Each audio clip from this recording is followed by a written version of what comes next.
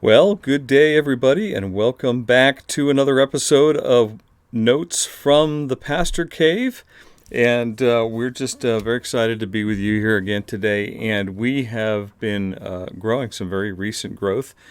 So we probably have more people who can actually see this today and are actually tuning into this today. And I just really couldn't be more excited. Last time I was with you, I mentioned to you that we wanted to kind of clean up chapter 34, just kind of get through to the end of that. And that's what we're going to do today. There's three quick things that I want to hit on today. And hopefully, the big question is, can I be quick? Because sometimes I get caught up in what I'm teaching here. There's these three quick things I want to hit on. And the first of all is, this almost takes a little bit of introduction, but God is still speaking to Moses here, and he says, 6 days you shall work, but on the seventh day you shall have rest. In plowing time and in harvest you shall rest. In other words, even when it's busy, you still need to take this seventh day. You still need to take this Sabbath. And then he says, you shall observe the Feast of Weeks, the first fruits of wheat harvest, and the Feast of Ingathering at the year's end. 3 times in the year shall all your males appear before the Lord God, the God of Israel. Okay, so here's a little bit of an endemic problem for those who were thinkers. Okay, so we're going to go to this new land, and we're going to spread across this new land.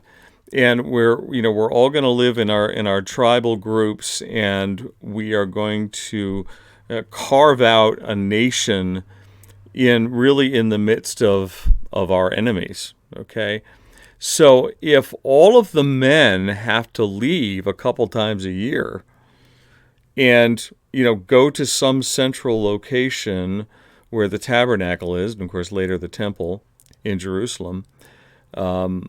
If they're going to do that, what do we do about these enemies? What do we do about the possibility of those who are, on the other side of the border, noticing that all the men have left, right? And not only have all the men left, but they do it, 3 times a year on a regular basis. So it's not exactly a secret, right? So he says. But God says this because God is concerned about the things that concern us, right? When we have legitimate fears, and it's a legitimate concern. It's a strategic, legitimate concern. Okay, God knows all about it, and God has already made a plan for it. He says, "For I will cast out nations before you and enlarge your borders. No one shall covet your land when you go up to appear before the Lord your God 3 times a year." So what God is saying is that in some supernatural way, he is going to shield them and even work on the minds and the hearts of their enemies to make sure that they don't do that. So if Israel follows the path of righteousness, if they do what is right, and if they are covered, right, when they do what is right, they are covered in that righteousness of God. That if they do that, then no one on the other side will even desire to attack you, right? So in other words, I, God, am going to change their mindsets so that this doesn't have to be a concern to you. Okay, we're at the 4-minute mark. I'm doing all right. And then he goes on to the next section. This starts in verse 25. You shall not offer the blood of my sacrifice with anything leavened, or let the sacrifice of the feast of the Passover remain until the morning. Okay, those were 2 rules that they already knew about. And then he says in 26, the best of the first fruits of your ground you shall bring to the house of the Lord your God. Okay, so it's this idea of the best of first fruits. And the only thing I want to say here is, because I've mentioned giving to the Lord, I've mentioned tithing on several occasions, where we tend to concentrate on the idea of first first fruits, okay? But when you really look at the Old Testament texts regarding giving to the Lord, it's not just the law of first. It's the law of first and best. First and best, okay? And I think that really speaks into our lives in more ways than we would realize, okay? Because, for instance, I'm not a morning person. I think I've mentioned that before, and anyone who knows me knows I'm not a morning person, and it's kind of a joke, me trying to function in the morning. Okay, so I've had to kind of strategize my personal devotional life around the fact that I'm not really a morning person. Okay, because I recognize that I need to be in communication with God, during the first of my day. But I also realize at the same time that the very first of my day is not the best. Okay, so there are people that I know, and they've done this for years. They can just jump right out of bed and they can go right into devotional time.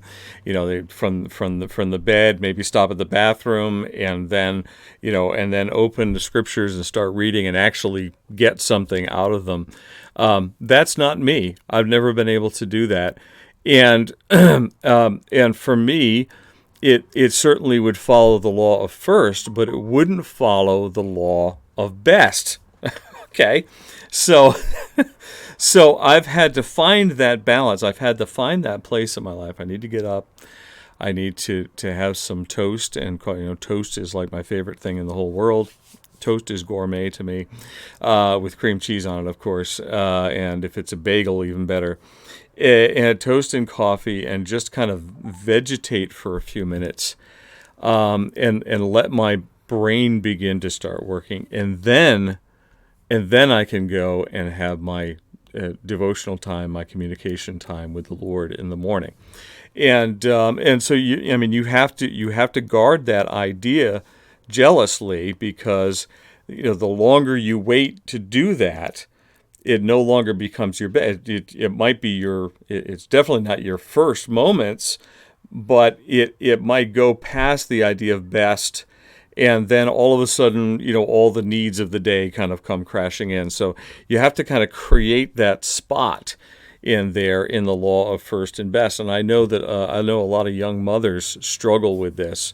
That they may have transitioned out of a traditional workforce situation where they got up at the same time every day and they did the same thing every morning before they went off to work.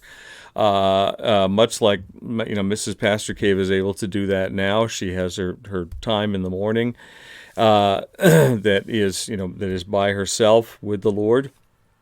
But then when you have kids, that kind of, you might as well take a hand grenade and just throw it into your schedule. There's nothing that tells your baby that they have to stay asleep until 7 o'clock or 6 o'clock, or that they have to wake up at 7:30 or whatever. And I know that's very hard for a lot of young mothers, because they feel guilt out of not having kept their devotional time the way they did before they had babies. All right, don't worry about it. Just give it the first that you can, and then the best. And the Lord will take that, and He certainly understands, and He will honor that. He will absolutely honor that. So not just the law of first, it's the law of first and best. Okay? And then right at the end of the chapter, and this is where I'm at the 9-minute mark here, but at the end of the chapter, I have this all kind of blocked off, because this is really kind of gets to me more than any other part of the chapter. Verse 34, whenever Moses went in before the Lord to speak with him, he would remove the veil. He had a veil in front of his face until he came out. And when he came out and told the people of Israel what was commanded, okay, so God came out, God communicated to Moses, Moses communicated to the people. Whenever he would do that, the people of Israel would see the face of Moses, and the skin of Moses' face was shining. It It was shining, okay? And Moses would put the veil over his face again until he went in to speak with him. In other words, God, okay? So Moses is in this process of putting this veil on because he's glowing. His countenance is glowing because of the closeness that he has had with God. And I read that and I go, It convicts me, okay? And this is why it convicts me. Here's what I wrote down. Your countenance should be a sign that you have been with God. Your countenance should be a sign that you have been with God. What are people seeing in my countenance? You know, I know all my Bible verses, and I know all the tricks of the trade of learning, to talk to somebody about Jesus and all those things. But what is my countenance saying? Because I think that has to really be the first issue that we talk about when we're talking about how do I affect, as a follower of Christ, how do I affect my world around me? What do people see in me before they ever speak to me or before I ever speak to them? What do they see in me? And what they should see is something in my countenance that is different than the guy next door who doesn't know Jesus. They should see something different. Because, well, Pastor, you don't understand. I tend to be a little crabby, and because my father was a little crabby, and that's just the way I am. And there's really no excuse for not having a countenance that has been changed by God. Okay, and yes, that's going to manifest itself in different ways, but people should be able to see in our face and in the way that we live our lives. People should be able to see in our countenance that we have been with God long before we tell them that we have been with God. And when those two ideas marry together, then you have a consistent testimony, right? It's not only what you're speaking, but it's what people see in you, and it all works together. Hey, 12 and a half minutes. I am extremely proud of myself.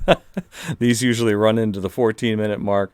But that's the word for today. We are done with Exodus chapter 34. We will be moving on to the later chapters, 35, 36. And remember to subscribe. We are, recent nice rash of subscribers. We need you too. We need everybody to subscribe. Hit that little bell for notifications. Please like, please leave comments. All that stuff is good stuff in the YouTube world, all right? So I say to you, Vita brevis, gloria aeterna. Life is short. Glory is eternal.